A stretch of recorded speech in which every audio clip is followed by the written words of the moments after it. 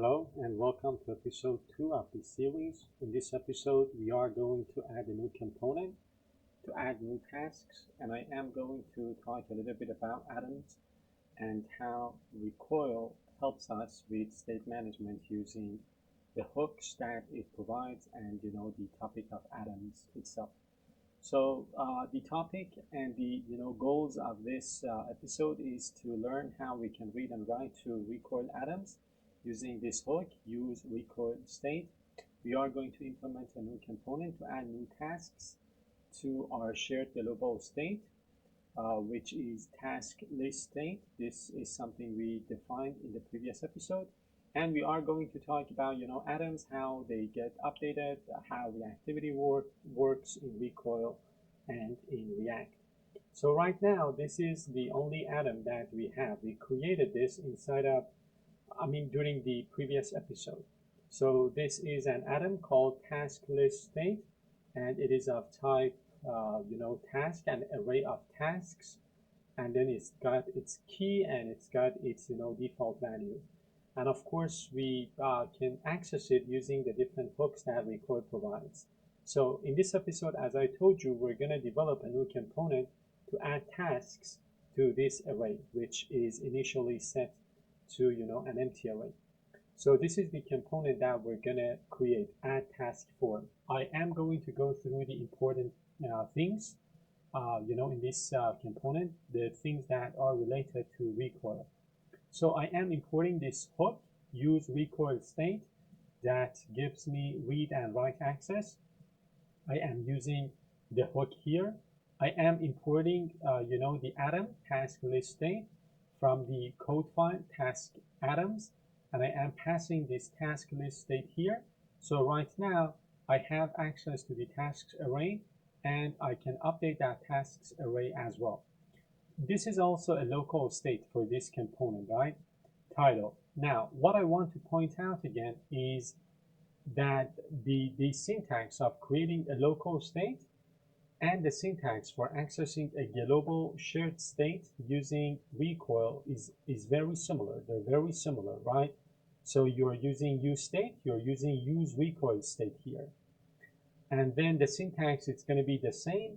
The difference, of course, is that using useRecoilState, you are accessing the global shared state. But with useState, you are creating a local state for this component only. So again, the things that are happening here is that we've got this form. We're submitting the form using this button.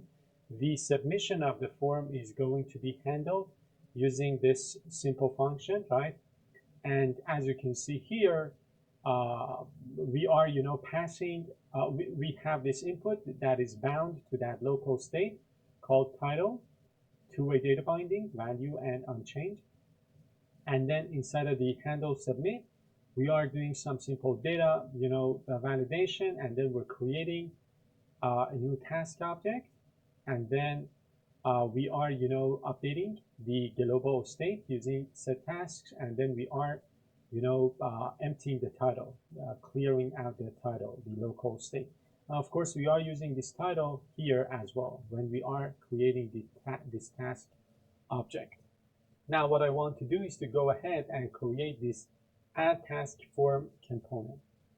So add task form component, add task form .tsx, and I am going to create this component. Let me import useState. Let me import useRecoilState. Import my global atom task list state, and import the type task.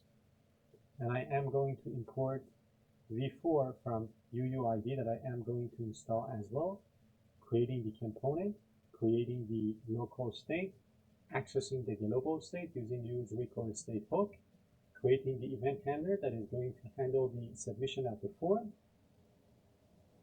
and then constructing a new task,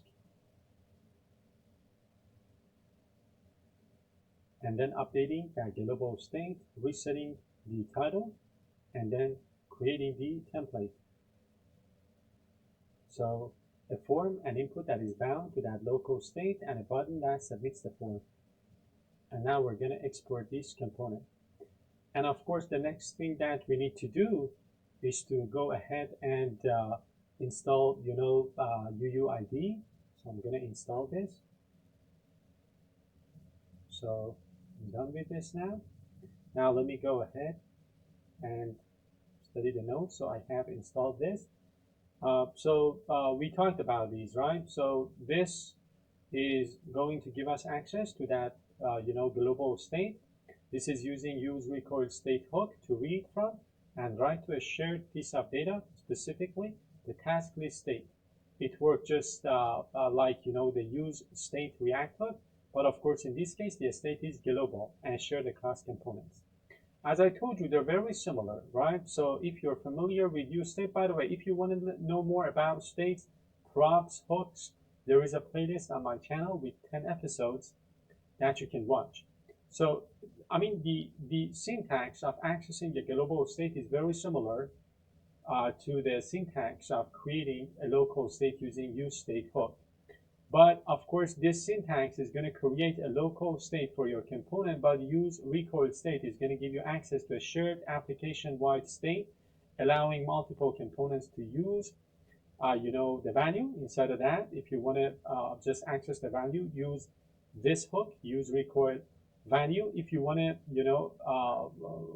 have only write only access, use setRecoilState, and use useRecoilState as a hook to have read access and write access.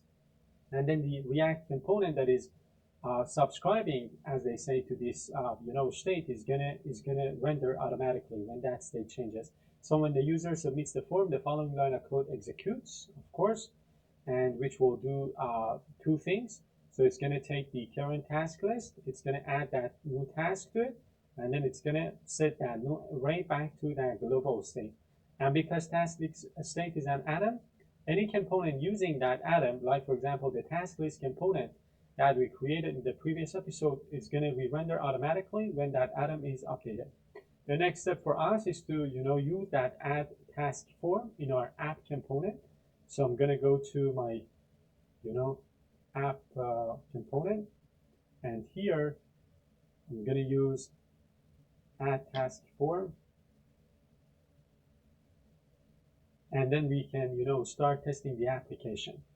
So basically this means that I can start adding the task, for example some task, and as you can see the task list component gets updated automatically because the global state that this task list component is bound to or is subscribing to is updated using this add task form component.